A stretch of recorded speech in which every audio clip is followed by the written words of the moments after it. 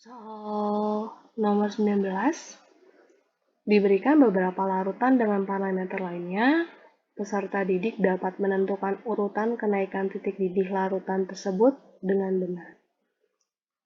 Di sini, ini ada pernyataan 1-4, di mana yang ditanya adalah urutan kecepatan larutan mendidih sejak awal dipanaskan dari yang paling lambat hingga yang paling cepat mendidih adalah dari gelas yang mana? Kita cek pernyataan 1. Gelas kimia 1 berisi larutan natrium klorida 0,1 molar. Natrium klorida termasuk garam. Maka natrium klorida itu termasuk dari larutan yang termasuk elektrolit. Nah, maka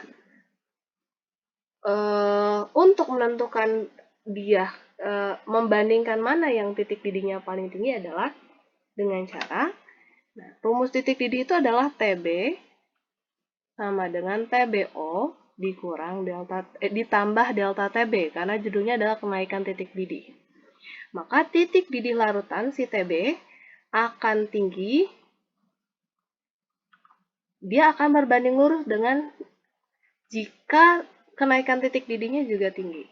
Ya, kalau delta TB-nya tinggi, maka TB-nya juga akan tinggi. Kalau kenaikan titik didihnya tinggi, maka titik didih larutannya juga akan tinggi.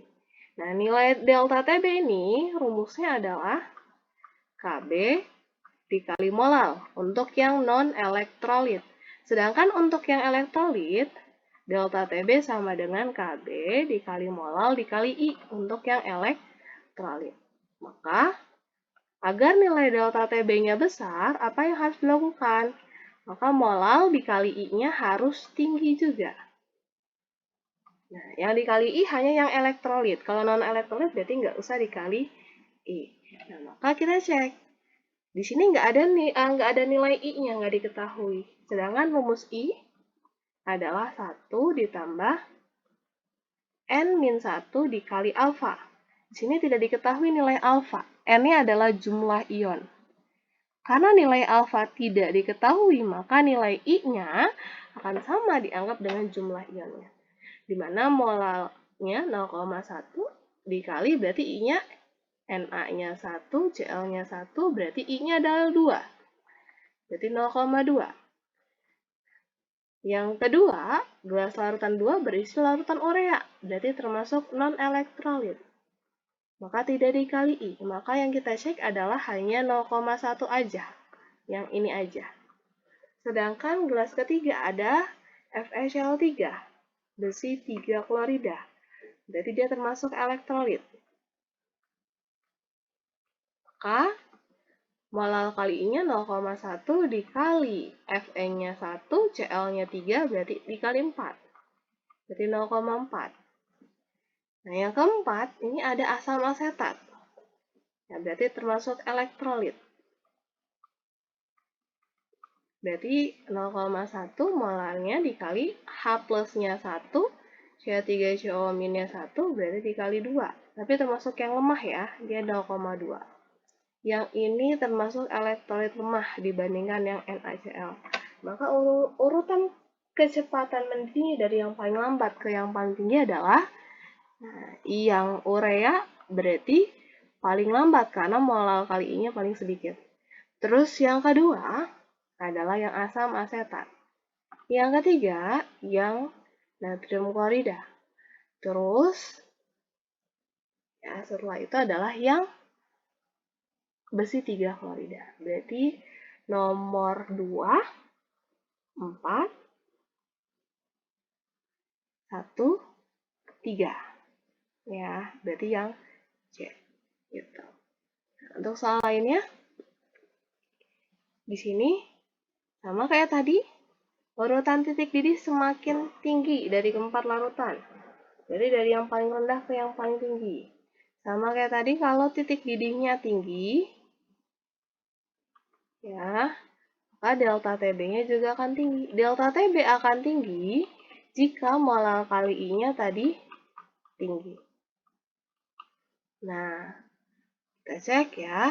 Kalium sulfat, elektrolit. Maka molar kali ini adalah 0,3 dikali K-nya 2, jumlahnya nih, SO4-nya 1 berarti 3 ya totalnya ya. Maka ini 0,9 ketika dikali. Kalau sukrosa berarti non-elektrolit, berarti kita tidak kali I. Berarti hanya 0,2 aja yang kita lihat. Aluminium klorida berarti dia elektrolit.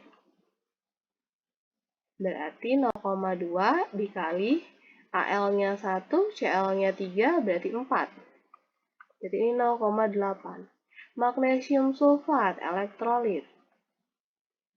Nah, magnesiumnya 1, SO4-nya 1 berarti totalnya 2. Berarti 0,15 kali 2 0,3.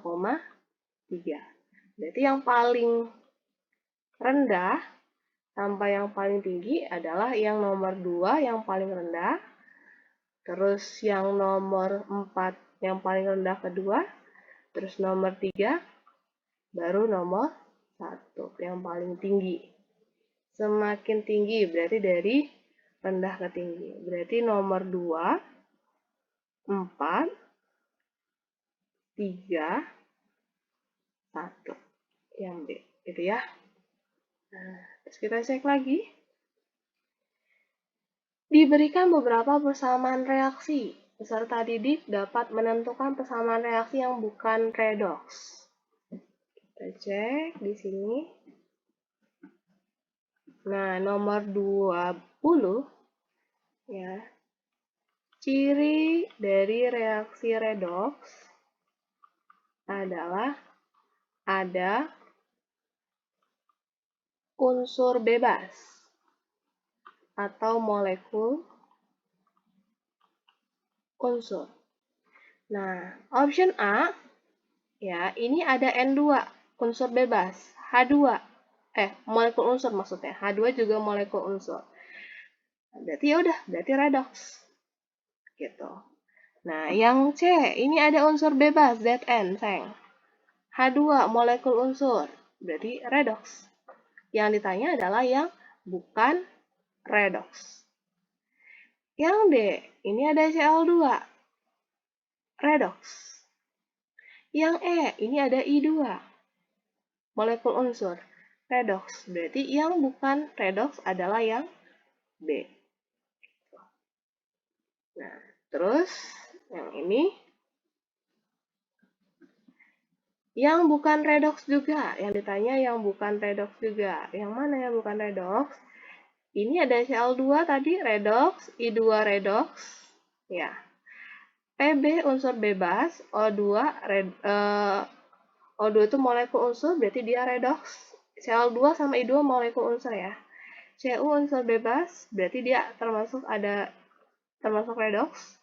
Br2 molekul unsur berarti termasuk redoks. Berarti yang bukan redoks kemungkinan adalah yang E. Gitu. Udah, cepat ya. Oke, selanjutnya. Disajikan gambar percobaan proses korosi besi. Peserta didik dapat menentukan cepat atau lambatnya peristiwa korosi besi. Nah, nomor 21. Ya, di sini dari gambar tadi ada pernyataan bahwa nomor 2 ya, nomor 1 ini sedikit karat. Nomor 2 sangat banyak karat. Nomor 3 tidak berkarat. Nomor 4 cukup banyak. Nomor 5 tidak berkarat. Kenapa nomor 5 tidak berkarat? Nomor 5 ada zat anhidrat ya, dan tanpa udara. Nomor 4 ada air yang dididihkan ya, dan disumbat tanpa udara. Nomor 3 ada minyak tanah yang menghambat karat juga. Nomor 2 ada garam, larutan garam yang termasuk elektrolit. Nomor 1 ada juga air yang dididihkan. Kita cek option A, proses korosi paling lambat terjadi pada tabung reaksi nomor 5. Yang paling lambat terjadi pada tabung reaksi nomor 5. Kita tahu di sini bisa lihat nih, bukan cuma hanya nomor 5 aja. Tapi nomor 3 juga dia tidak berkarat. Gitu. Karena nomor 3 tadi dikasih minyak. Nah, Yang B, proses korosi yang terjadi pada tabung reaksi nomor 4 adalah yang paling cepat. Yang paling cepat ini yang sangat banyak nih.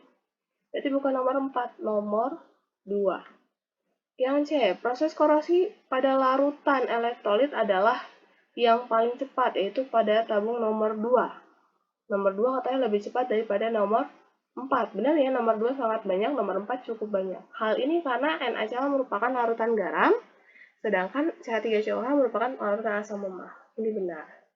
Itu jawabannya yang C.